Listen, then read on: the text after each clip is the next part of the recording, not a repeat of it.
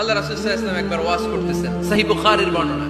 আল্লাহর হাবিব সাল্লাল্লাহু আলাইহি ওয়াসাল্লাম বললেন, ইন্না মিনাশ শাজারি শাজারা, এক ধরনের গাছ আছে, লা ইয়াসকুতু ওয়ারাকুহা, যেই গাছের পাতা কোনোদিন ঝরে না, পাতা পড়ে না, একটা গাছ আছে।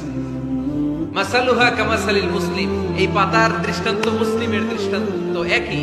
হাদিসুনি মা হিয়া, দেখি তো কোন সাহাবী বলতে পারে এটা কোন গাছ। আল্লাহর হাবিব বললেন, এমন একটা গাছ আছে যেই গাছের কোনো পাতা ঝরে না। এই পাতার দৃষ্টান্ত, গাছের দৃষ্টান্ত, মুমিনের দৃষ্টান্ত একরকম। ফাহাদিসুনি মা হিয়া, কে আছো বলতে পারো এটা কোন গাছ? কেউ পারে না।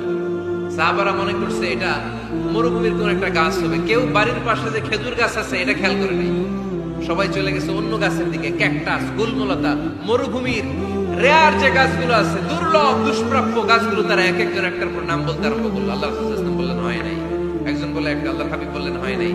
সবশেষে কেউ যখন পারে না, আল্লাহ রাসূল সাল্লাল্লাহু আলাইহি ওয়াসাল্লাম বললেন, ইন্নাহা নাখলা, এটা খেজুর গাছ। এটা কি গাছ?